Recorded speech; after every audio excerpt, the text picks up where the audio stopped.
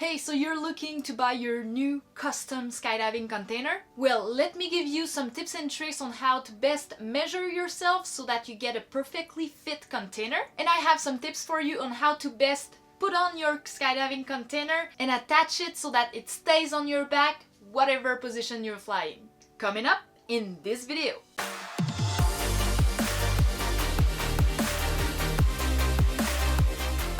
What's up, Skydivers? It's Catherine Bernier from Skydive Vibes, sharing the passion of skydiving and helping you become better and safer skydivers. So if you're new here, well, consider subscribing and click the little bell icon to be notified whenever we post new videos all about skydiving. So getting accurate measurements whenever it's time for you to buy your skydiving container is critical. You're paying all that money to get a custom-made container just for you and your body.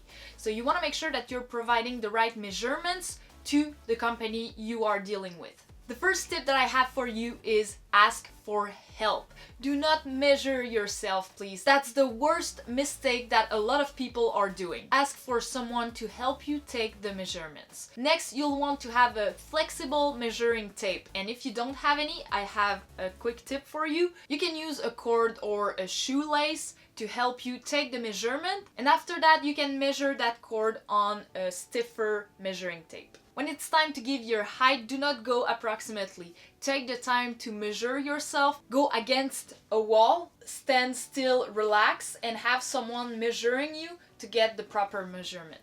The measurements that you will need to take will depend on the skydiving container manufacturer, but typically you will have to get your height, your weight, your chest size, your waist measurement, then your thigh measurement as well. But to give you a better expertise on how to best measure someone for a custom skydiving container, I have a special expert here to explain it to you. And this is Sandy from Rigging Innovations. So a while back in September 2019, I visited Rigging Innovations factory, and Sandy took the time to explain to me exactly how we should measure to have a best fitting skydiving container.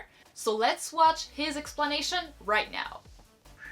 Hey Skydivers, it's Catherine here, and I'm here at Rigging Innovations with Sandy, and we're here because I know when it's time for you to get a new container, getting the best measurements possible so that your container fits you is crucial, and I have an expert with me just to tell me the best way to get the best measurements whenever you order your container. And I think it's particularly important for the curved container, right? Absolutely, because of the form-fitting nature of the curve, they're much more critical to get the measurements where you want them at that. All right, good. So now, what is the best way to get my measurements? Okay. The first thing is to be dressed very much as you are right here. This is the perfect thing because there's no extra fabric in there, and you can see where it fits on the body. Now, the way that we're going to do this, the measurements we take are all going to be parallel to the floor. So we're going to start at the top. We're going to get the breast measurement first, or the chest for the men. On the women, we get two measurements. We're going to take one at the widest part of the breast, and then one is going to be directly below it, because some of them, they vary in size, and we have to consider that on where the chest strap is going to fit at that point there. The next one we're going to get is at the narrowest part of the waist. In this case, it's going to be a little lower across here, so we have that. The next one will be across the hips, at the widest part of the hips, and what we're doing is we're establishing the body type and size out there, as well as the specific measurements that we need for the thing. Okay. Then we have the next one will be at the highest part of the leg, right across here, which is going to give us the thigh measurement at that point, and that's very critical because what it does, it's what allows us to get the size of the leg pads correct. Okay. And that's the number one problem that all of us in the industry have, is getting the leg pads right. Mm-hmm. And then the last one's going to be the inseam, which is from the highest part in the crotch all the way to the floor. Okay. And here you're barefoot, which is perfect. Yep. It's always good to take the shoes off. You don't have to worry about the variability that you have. Excellent. So we're going to start with this, okay? And we happen to have, you can give it to us in metric or inches, it makes no difference, whatever you have.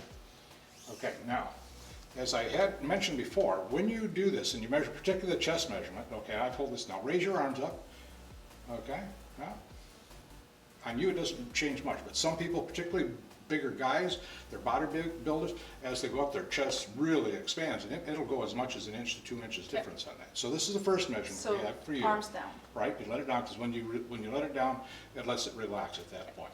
Then the second measurement we have going to be just below the breast. Okay, we have that. So it's across here. So this gets into depending on how big the women are in the chest. And that's very important, as my wife told me years and years ago, don't forget the women. So we always have to take it into consideration, particularly the chest strap. The next one down is at the narrowest part of the waist, and I can see right about there, and that looks about right. Then the next one is at the hips. Okay, take it straight across. And again, it gives us the body type. Have that, so that fits into it. The next one is right at the top of the leg, and again, straight across. And this is one of the most important ones because it determines what the length of the leg pad that we put onto it. And it's one that everybody in the industry, if we get together and talk shop, that's one of the things that pops up. Yeah. Leg pads, too long, too short. Too long is a real problem because you can't tighten it down. Too short doesn't really provide the padding that you want. And then the last one is going to be the inseam, and I'll give you this end, okay? So you take that, and that's all the way up, don't be shy. You know? And at this point, you're gonna take it down the leg and all the way to the floor at that point. And that is probably the most critical measurement that we have because in our formula, we take the height of the person, subtract the inseam, and it tells us about what the torso is. Now, we do have some people that have a neck like a giraffe, and some people have no neck, but on the average, it's a very accurate measurement that it gives us. All right, so thank you, Sandy. That was great explanation of how you should take your measurements whenever it's time to use a rig. That's very important for the comfort of it and also for the safety around it. You want it to fit you perfectly so that in free fall, it stays in place. So thanks a lot for your time. High five. Good job. Great, so thanks a lot, Sandy. So now I wanted to put on my own curve container and show you how we should always put our rig on. It seems obvious, but there's little details that can make all the difference. You notice that I changed my shirt to make sure that you can see properly the fit of the container on me. So let's do this. All right. So first, when I put it on, I simply need to make sure my leg straps are loose, and I start by them. So I step in the leg straps, both sides, right there, then put the container on. So the first thing you'll want to do is always put your chest strap first. And the main reason is for safety. There has been some situation where the skydiver did forget to put on their chest strap, and that's bad because you can actually slip out of your skydiving container while flying. So this chest strap should always be the first thing you put on. So what I do, I put on the chest strap. That's no rocket science. You just gotta make sure that it will lock properly in the buckle here. But I don't actually pull it and install it final just yet. So I put it on, make sure it can be locked here, but I let it loose, and you'll see why. It's because the recommendation of the manufacturer is often, and you should check with your own skydiving container manufacturer, but most of the time the recommendation is to put the leg strap on first and to tighten them first. This helps for a better fit of your container on your back. You want it to push against your back so that it stays in place in free fall. So that's why we start with the leg strap.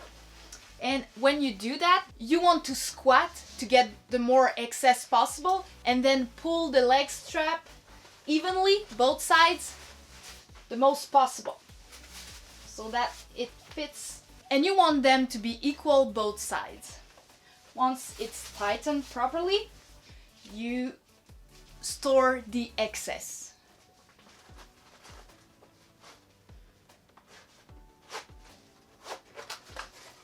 There you go. Then when the leg straps are done, this is the time for you to install the chest strap. So in the case you are putting on your leg strap but then start to talk with people, at least you also have your chest strap already done.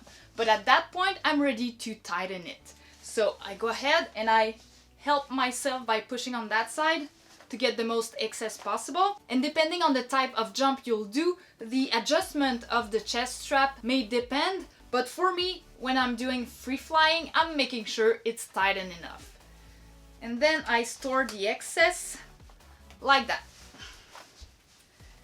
There, I'm ready to jump. And as you can see, by tightening the leg strap first, well, the rig is well positioned in my back and it won't actually move in the sky.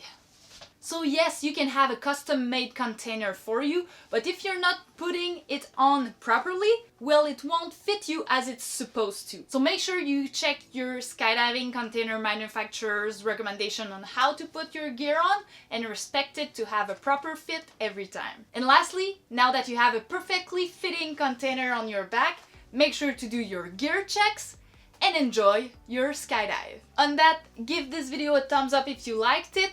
Keep jumping, stay safe, and blue skies!